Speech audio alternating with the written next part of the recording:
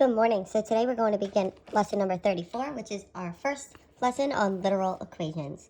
So I have a quick do now that I'd like you to complete. Come back when you have answered that do now to check your answer. So our formula for the area of a triangle is area equals 1/2 base times height, or you could write it as area equals the base times the height divided by 2. So this brings us into literal equations because literal equations are equations that have more than one variable. So for example, here we have A that stands for area, B that stands for base, and H that stands for height. So there's 3 different variables there. And now formulas, such as the formula for the area of a triangle, are the most common types of literal equations.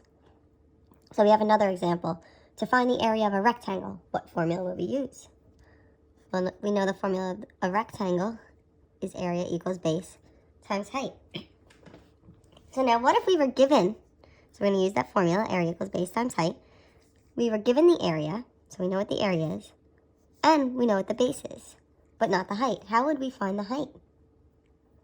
So in order to find the height here, the base and the height are being multiplied together, so I would need to divide each side by the base. So in order to find the height, I would need to take the area and divide it by the base. So you just solved a literal equation for the height by doing that. So here we're going to have some more practice with solving literal equations. So the first thing we're always going to do is when we have all these variables, we need to look and see what we're being asked to solve for. So question 1, we have D equals RT, but we need to solve for R. So we need to get the R by itself. So I'm going to always circle the variable that we're solving for so that we don't forget which one we're solving for. So now I'm going to put my line down my equal sign like I would solve for any equation. So what's holding the R and the T together? Well, there's really an invisible multiplication symbol. So to get the R by itself, I'm going to divide by T. And what I do on one side, I do to the other. My T's will divide out, leaving me with just one R there, equals D over T. And since my R is by itself, I've solved for R. Let's look at question number 2. For question number 2, I have A equals 1/2 BH. So I'm solving for B here. So I'm going to circle my B. We'll put our line down our equal sign. And now the first thing I notice here is I have my 1/2 there. So whenever we have a fraction being multiplied, in order to get the fraction away, we're going to multiply by the reciprocal. Now remember, the reciprocal is that flipped fraction. So I'm going to multiply by 2 over 1. And that'll get these to cancel. And what I do on one side, I do to the other. So when I multiply 2 over 1 times A, I just get 2A equals BH. Now, we're solving for B. The B is still not by itself. The B and the H are attached by multiplication, so I'm going to do the opposite, divide by H. Those will cancel, and when I do to one side, I do to the other, and I get B equals 2A over H. Now the B is by itself, so I've solved my literal equation.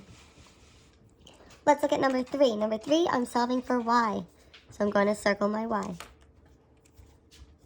Put a line down my equal sign.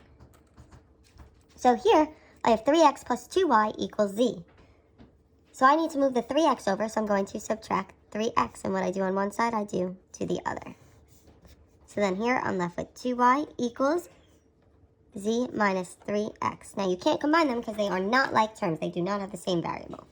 Then I still need to solve for my y. So the 2 and the y are being multiplied, so the opposite would be to divide. So I'm going to divide by 2 on both sides, and I get left with y equals z minus 3x all over 2. I got my y by itself, so I solved. So now I'd like you to take a second, try examples 4 and 5, and come back to check your answers. So looking at example 4, we were solving for m, so I need to get the m by itself. So I need to subtract b on both sides, and I got y minus b equals mx. Then I need to divide by x on both sides, and I got my m by itself. So m equals y minus b, all divided by x.